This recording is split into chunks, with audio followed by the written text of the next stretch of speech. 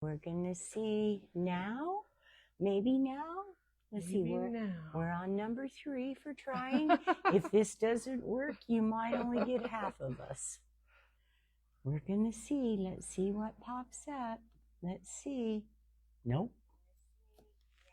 So it's not my phone. No. So what I is think it? we tried mine before too, didn't we? I don't know what Aaron did. I don't know what we did. Okay, Well, so guys, we're sorry. So you come stand so you're in the center. Okay. And I'll just be off camera.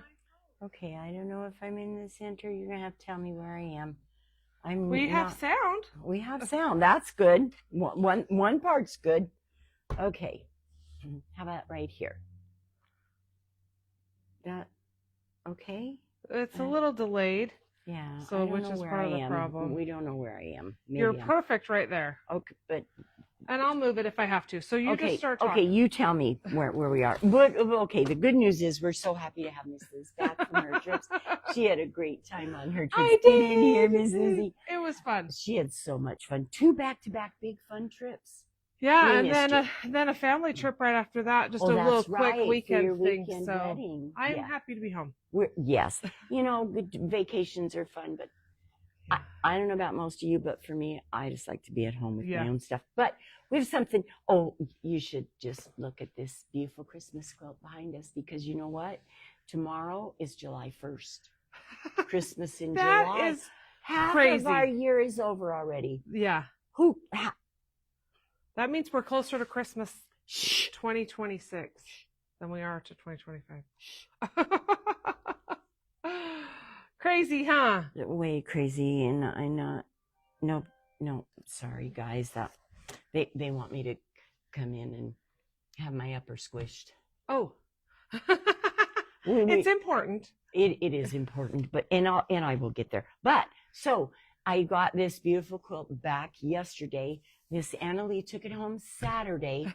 Got it. Those 2 girls are that mother-daughter duo. They are amazing.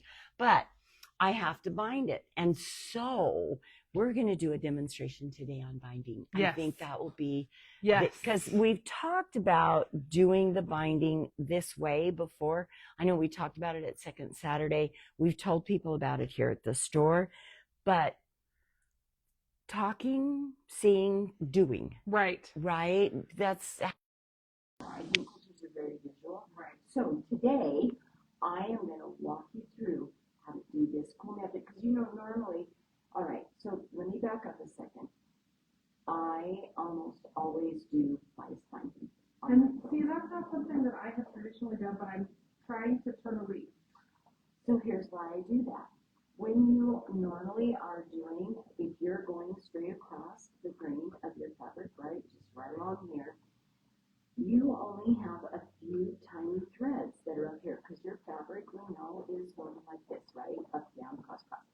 Okay, so what's the part on your quilt that takes the most wear and tear? It is the binding. It is the binding. So I've got this little edge up here now that's getting all of this wear, all of this wear, all of this wear. That's going to wear out first. But if you do your binding on the bias, I have hundreds and hundreds of threads, because now not only is it like this, it's also like this. So all of those little threads going across there make it last longer. Number 1, most important. Second thing is, I just love how it sews on easier. I love how it turns those corners easier. Now, and if I've got a stripe, or if I've got something that looks better on the, now you can't always do this and expect your stripe to come out, because some stripes are printed diagonally. Right. And then if you try to cut that up, it goes straight. But it doesn't go straight. So then you're sewing along and your stripes it really doesn't work. So normally when you're cutting your bias strips, you've got that little corner that's over here and that's up here that's waist, right? Right. Okay, this method that I'm going to show you, no. All of your strips are exactly the same length and there's absolutely no waist. So it's a pretty cool trick. So we're going to show you how we're going to do this. So, okay, so let me come in, and I table. what I'm doing on the table here. So.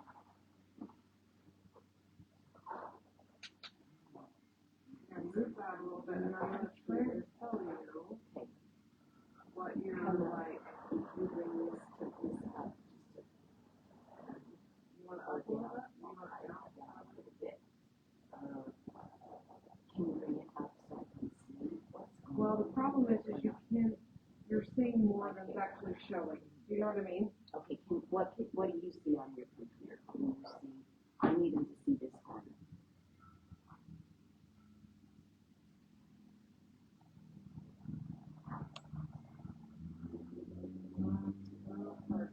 Okay, I can move the fabric. Can I move the fabric? What do I need to move? Because we really want you guys to be able to see this. Maybe back it up a little. No, the problem is, buddy, our camera's being funny. Wait.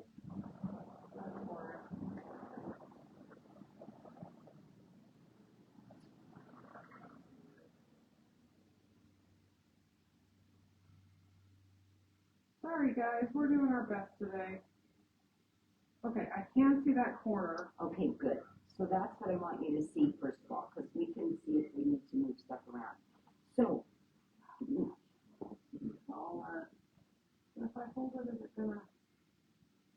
Okay, we're gonna try looks this. good there. Okay, Do you want to sit on a chair, Lizzie? that's a good idea. Okay, let me hold it while you grab a chair. We're gonna make this work, you guys. We're working on it. We're working on it. Okay. Oh, I think that, I mean, in just looking at the camera, Lizzie, that looks good from here. I don't know what it looks like on there, but here, that looks really good. Yeah, you can see more. Okay, more there. perfect. Okay, so you can do this with any size yardage piece that you want to do it with. A fat quarter works great. That quarter works great for smaller Right. projects, absolutely. But I don't, if I'm doing, like, even if I'm doing a baby quilt or something that's a little bit smaller, I don't generally like to work on anything less than half yard. Just because even though these are all going to be the same length, you're still going to have a lot of seams on it. So I could maybe make it work with a little bit less, but I like at least a half yard. Or, like I said, a fat quarter works beautifully. So what you're going to do, first thing you're going to do is you're going to cut off both sides of your salvage edge. You're going to just get rid of those because we don't need those on there. Oh no, wait. First thing, I starch it. Oh yeah. I lied. First thing, I'm going to starch all my fabric. Now I've got it all starched. Now I'm going to cut off those salvage edges, right? Okay. Then I am going to take my piece. I'm just going to lay it out, and I'm going to reach over and I'm going to grab this top left corner, and I'm just going to fold that edge down evenly with my bottom edge. Now, I think we can still see that, unless Liz drops the camera anyway. We might be making him seasick, but it's okay. We're going on a voyage here. Okay, No, so I can't see that other corner. which corner are you trying to see? Can I move it up? What do you want me to do? Yeah, I might Move it up? Move it up. How's that? Oh, we just about took a dippy dive. Okay, suggestion. Can we lower this and set that right here? Can we lower it? No. No, It'd be because too then it close. goes way too close. Okay, well, we really are trying, guys. You might just have to come into the store for We're this gonna do demo. a better tutorial now. We're gonna try and do a better job. Okay, so you can see I've got this folded here. Now, I'm gonna take my ruler, and I'm just gonna come along here, and I am just going to just take a teeny tiny clip off of that whole folded edge all the way up, right? So, we've got our piece, we've cut that off. Now my next thing that I'm going to do is I'm going to, so here's my piece again. I've moved it down, and I hope I got that in so you can see it, guys. If not, I do apologize. Okay, so we've cut that edge off. Let me take out my pins because I have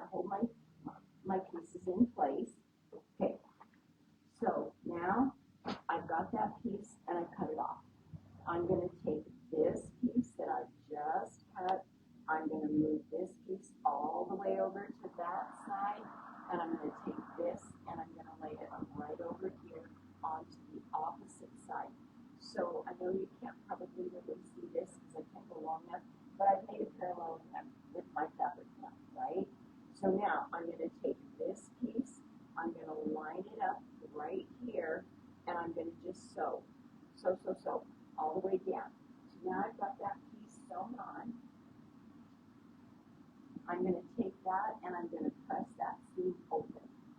Ta-da, ta-da, right? Okay, so now I've got that pressed open. Now I'm going to take my piece of fabric and I'm going to start folding. Now this is where it gets a little bit, it's a little different than what we're used to doing, but we're going to take that, I'm going to again come up here and I'm going to grab that top left corner and I'm going to fold it down nice and even right along this edge, right to the very bottom, okay? So I've got it folded, so I've got this little triangle that's formed out here on this side, okay? Now, I'm going to come over and I'm going to grab the lower left corner right here, and I'm going to start folding. So I'm going to fold that edge up nice and even, right along that edge right here. I don't care what's going on up above right now. Other than you want it to be nice and flat. You need it to be nice and flat. So what I like to do is I come in here and I feel. Do I have a lot of air in here on my fold? Do I have a crease in there? Because if I do, when I start cutting my binding strips, I'm going to have a jig-jag, and we don't want a jig-jag.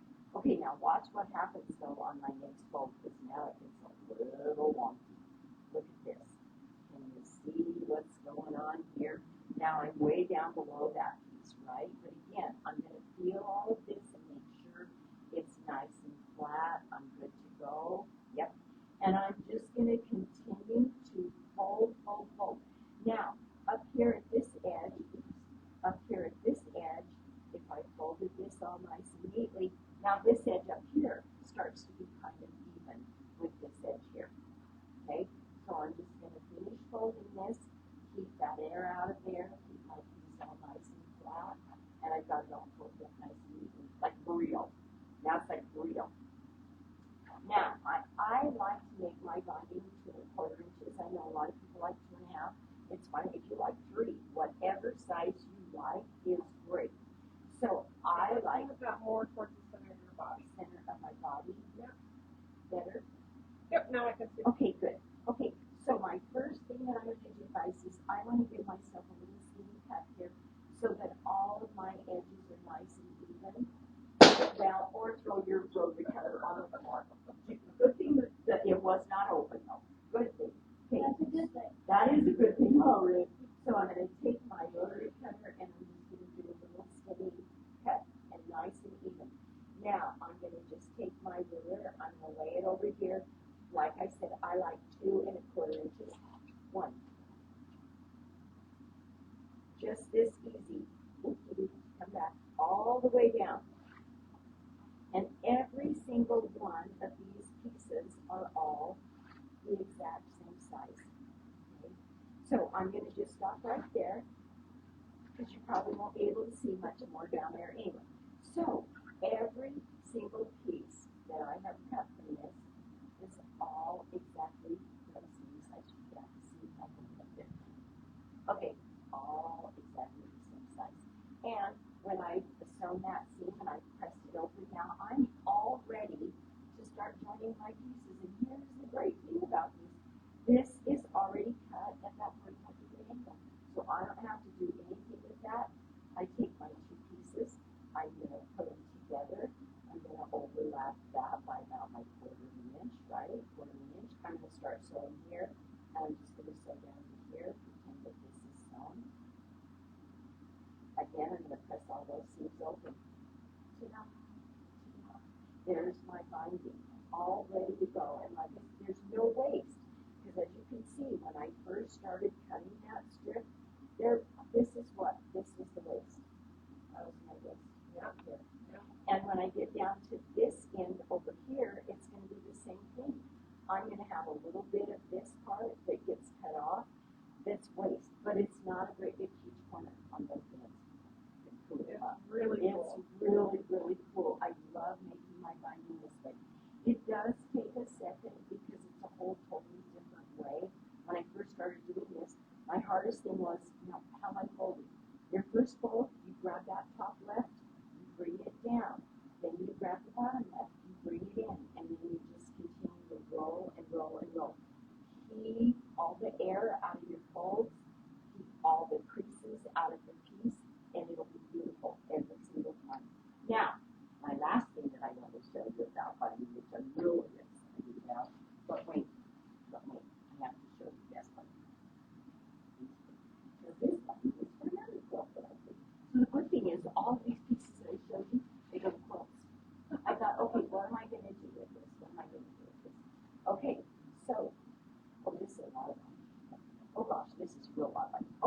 now we've made all of our binding, we've joined it all, we press. Now some people don't like to press their binding. I do. So however you like to do yours, I do press mine. So press, press, press, press, press. Now our sweet friend Dion showed me this trick, and I love to do my binding like this. Okay, so you know sometimes when you have that big wad of binding down by your machine, it gets all tangled up. It makes an ugly mess. Okay, tell me if you can see this in the camera, because this part I really want you to see. Can you see my code? Running to me. No, I think we can. Okay, great. I think Okay, you're perfect. so here's my end.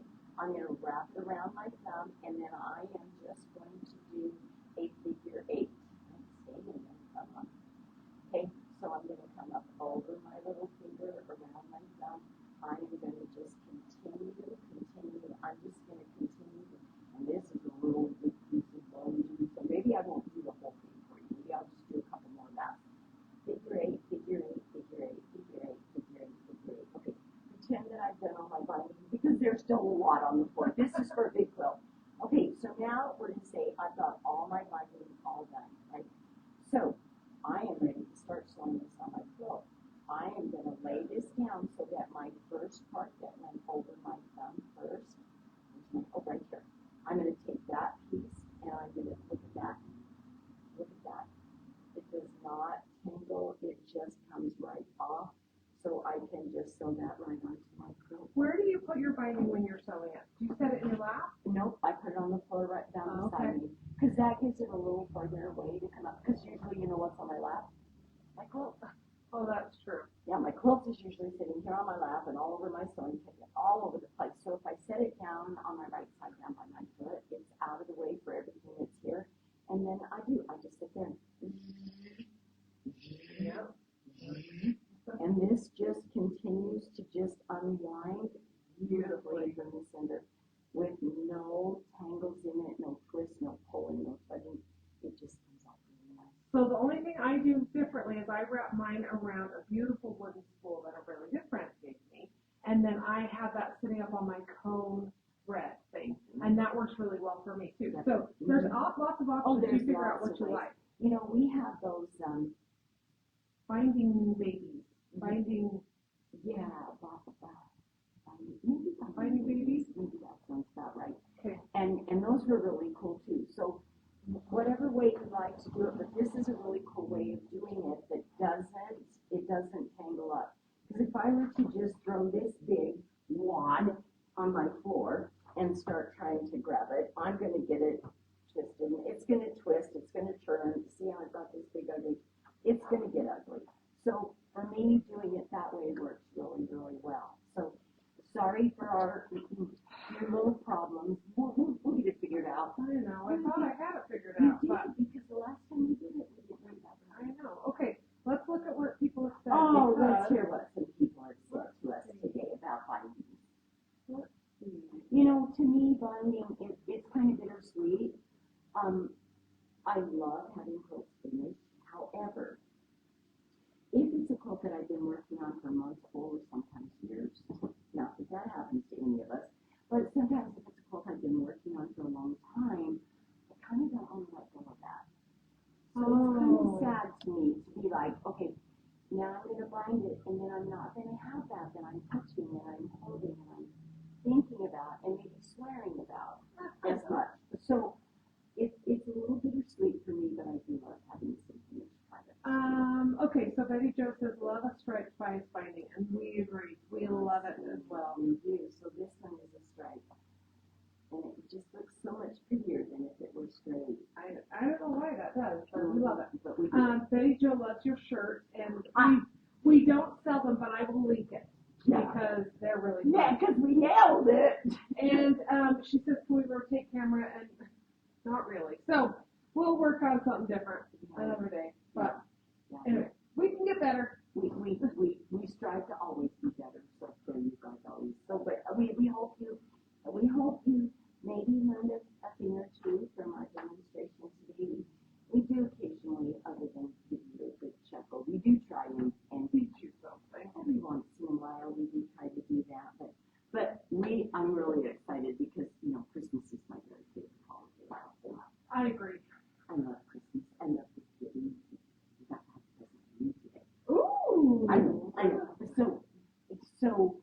starting to get our Christmas quotes in. This is one of 3 that we've gotten in the last 2 weeks.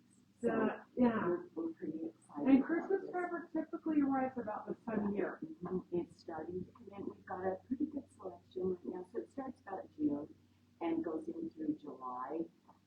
But so don't wait until November to go into your coat shops and expect to see a huge selection of Christmas fabrics because usually by then it's gone. Yeah. Because we quilters, it takes us some time to make Yeah. those quotes that we're going to give as gifts or even a quote for ourselves. So plan early for seasonal kind of stuff. And I have some Halloween things. Oh, I want to see them. I mean, I haven't been here in 2 weeks, so I'm excited to see it all. Yeah. But it's hard because I'm not a good plan aheader sometimes. I know sometimes we don't. That's why I think sometimes if we just think about it. I mean, I ordered this fabric, Christmas fabric that is coming in now. I ordered before Christmas last year. Isn't Which that to crazy? me is just insane because I'm like, wait, hold up. I didn't have Christmas yet.